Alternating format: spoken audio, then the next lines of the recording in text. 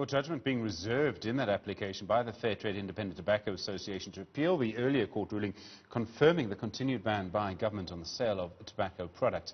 Our senior politics reporter Ziyanda Ngcobo following the case. She joins us live now in the studio. Nice to have someone in the studio in these socially distant times, Ziyanda. The main argument here from the Tobacco Association, what are they saying?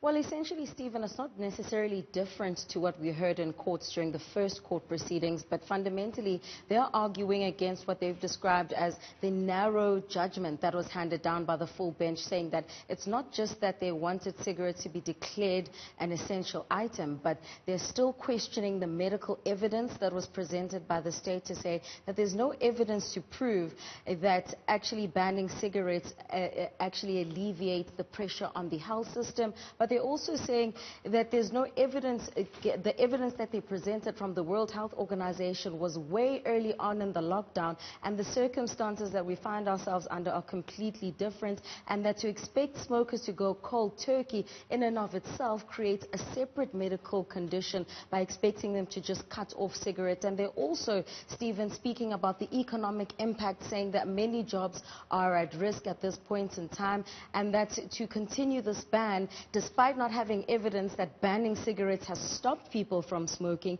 is actually irrational.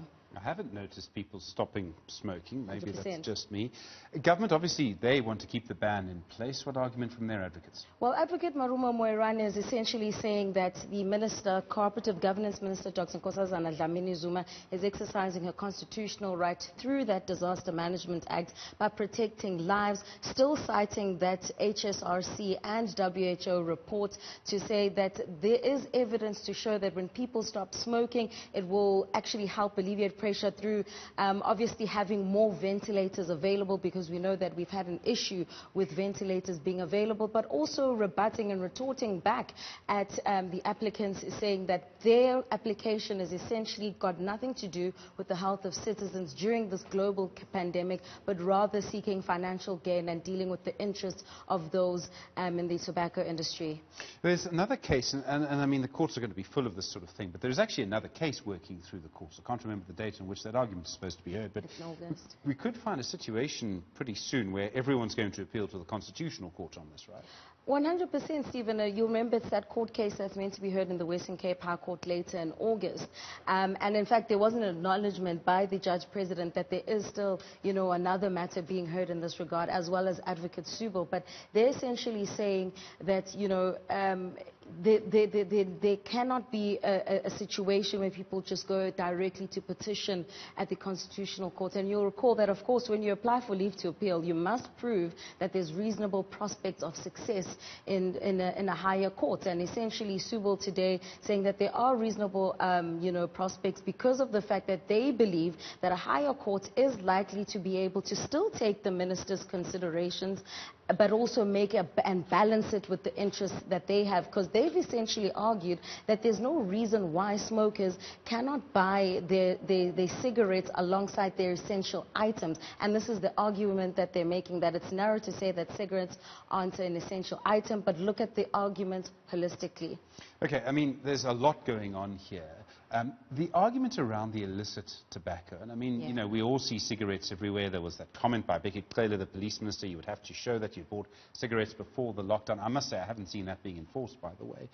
How much of the illicit cigarette issue is being brought into these arguments? It's also one of the key arguments. So 10 grounds were actually brought by Advocate Subo on behalf of Fita in this application. And the illicit, tobacco trade is exactly one of the things that is linked to, of course, the economic impact, that they're losing so much money. And it's also linked to the argument that they're making that, guys, you've banned cigarettes, you've banned tobacco products, but actually you're working backwards. There are other health implications. You don't know what people are smoking. People actually haven't stopped smoking. And they're saying the state has failed to answer that simple question. Has your ban been effective when looking at what it was used in the Disaster Management Act to justify this ban on tobacco products?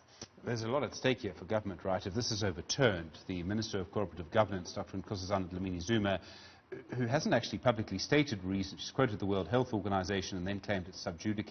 But apart from that, I mean, there's going to be a little bit of embarrassment for her if the case goes against her, At the same time, there'll be quite a lot of embarrassment for the tobacco industry if they continue to lose. Well, I think it's both ways, because there's also embarrassment on the part of the president, because again, there was that issue of the president announcing on the 23rd of April that the ban would be lifted, and then a couple of days later you had the Cooperative Governance Minister saying that the ban would remain in place. And the question that they're asking is that, oh yes, you're saying that there was therefore public engagement after the president's announcement, but their argument is to say, you, the minister, you, the president, and the National Coronavirus Command Council, when the president made that announcement, you were comfortable enough with the health reasons, with the other considerations to say this ban must be lifted. So are you only saying that on the basis of backlash from the public, 2,000 comments at that you now want to maintain this ban on cigarettes? Their argument is no. But of course, if they do continue with this and they actually lose, it will of course be a fail, and it may be seen as unpatriotic to some.